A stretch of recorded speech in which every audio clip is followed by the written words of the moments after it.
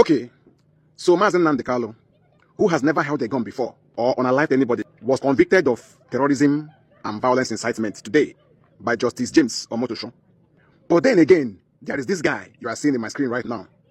This guy has unalived both civilians in multiple numbers and soldiers. He ambushes soldiers every Eke market day. And every Nkwo market day, this guy comes out to collect peace deal from government. Yes, this guy here you are seeing, who unalives civilians and soldiers every now and then, comes out every Eke market day to collect peace deal from government. Then he will never drop his arms.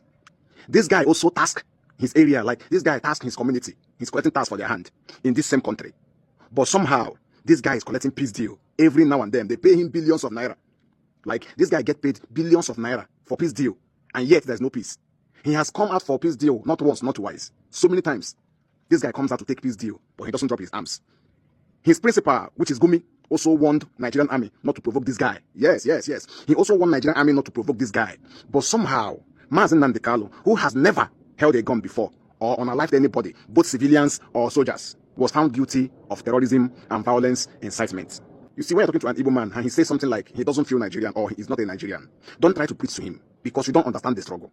You don't know what it feels like to be in the same country, answering one country with some people, and then they get away with a lot of things, while you don't get away with anything. Like, they get away with a lot of things, while you don't get away with even breathing. Do you know that, like, some months ago, a soldier was unalived in our Mama Olu local government of Imo State?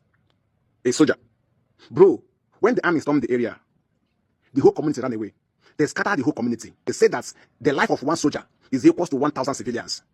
Yes, they scattered the whole community because a soldier was unalived in that our Mama Olu East local government of Imo State. But a brigadier general, I'm talking about someone that is a commissioned officer, a staff officer. If you want to know how high a brigadier general is, the person that gave the order that stopped Wike from taking that land, that is the rank, 3-star general, was unalived in the north. And up to this moment, there has not been any revenge. None at all. In fact, news that came out yesterday was that more army convoy, like more of our troops, were ambushed on their way to go and take out the ISWAP terrorists.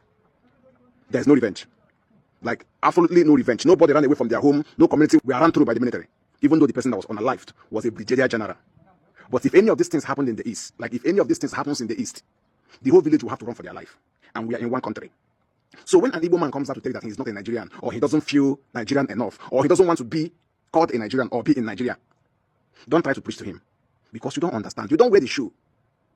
How can a man who has never held a gun before or unalived anybody directly be found guilty of terrorism and violence incitement? Why the person who unalives civilians